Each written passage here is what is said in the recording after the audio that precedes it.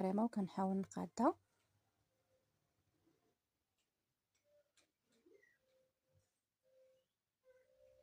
صافي هنا من بعد ما قاديتها كنخشيها في المجمد،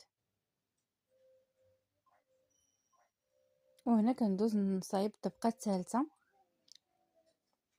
كنديرو نص سيطرو ديال عصير الليمون او البرتقال، وكندير معاه 3 المعالق ديال سكر سنيده،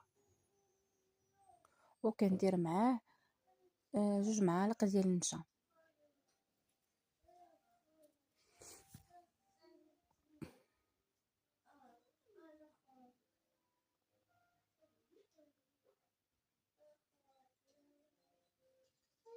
صافي حتى هو كنحرك كلشي على البارد وكنديرو فوق النار حتى كيعقد، وعاد كنديرو فوق الطبقه الثانيه الاولى اللي درت.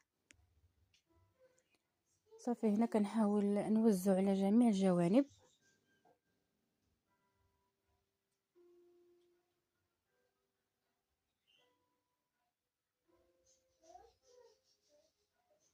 صافي حتى هي كندخلها المجمد حتى كتشد راسها مزيان، عاد كنقدمها.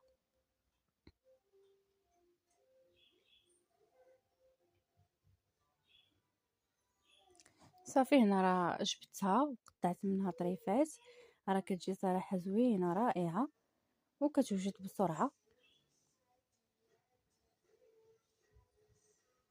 وهذيك الكريمه ديال الليمون كتعطي واحد المذاق رائع.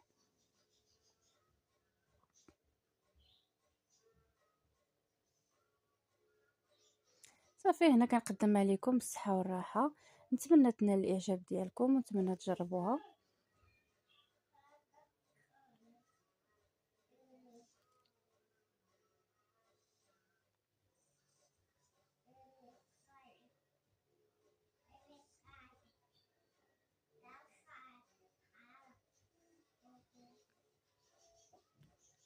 شوف كي كتجي، راه كتجي رائعه، كتجي اسفنجيه، هانتوما كتجي زوينه.